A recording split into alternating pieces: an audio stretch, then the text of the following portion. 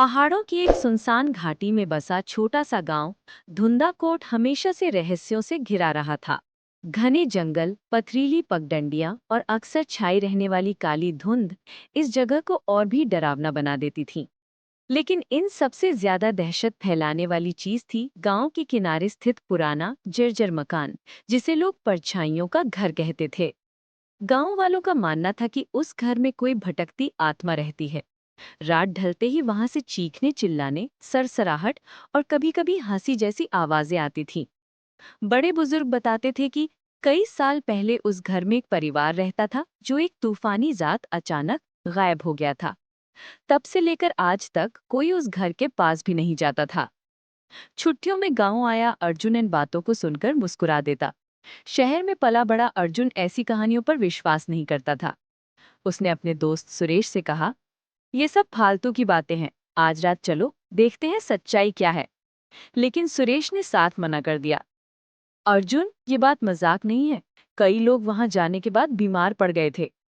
पर अर्जुन नहीं माना। ठीक है, मैं अकेला ही जा रहा हूँ, उसने कहा और रात होते ही टॉर्च लेकर निकल पड़ा। आधी रात का सन्नाटा था। आकाश में बादल पूरी तरह चांद को ढक चुके थे। हवा इतनी ठंडी थी कि पेड़ों की शाखाएं आपस में टकराकर अजीब सी आवाजें निकाल रही थीं। जैसे जैसे अर्जुन उस पुराने घर के करीब पहुंचता गया, उसके कदम खुद ब खुद धीमे होने लगे। घर की दीवारों पर काई जमी थी और लकड़ी का टूटा फाटक हवा में धीरे धीरे हिल रहा था। अर्जुन ने गहरी सांस ली और फाटक को धकेला। चर की आवाज निकली। वो अंदर दाखिल हुआ। घर के भीतर घोर अंधेरा और नमी भरी ठंड थी। अचानक ऊपरी मंजिल से कुछ गिरने जैसी तेज आवाज आई। अर्जुन चौंका, पर हिम्मत करते हुए सीढ़ियों की ओर बढ़ा।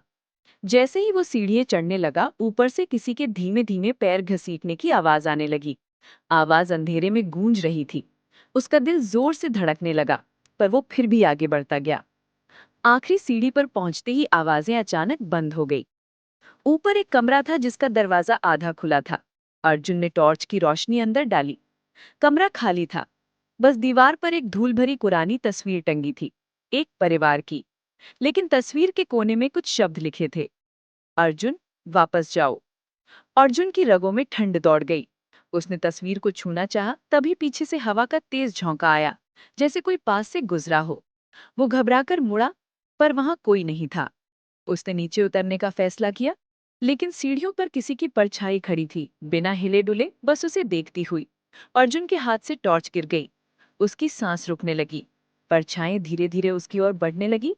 अंधेरे में उसकी आकृति धुंधली थी, लेकिन उसके कदमों की आवाज बहुत साफ थी। टप टप टप। अर्जुन की चीख रात के सन्नाटे में दब गई। अगली सुबह गांव वालों को घर का दरवाजा खुला मिला, पर अर्जुन कहीं नहीं था। सिर्फ दीवार पर एक नया वाक्य उभरा था, अब अगला कौन। और तब से गांव वाले उस घर का नाम बदलकर लौट करना आने वालों का घर रखने लगे।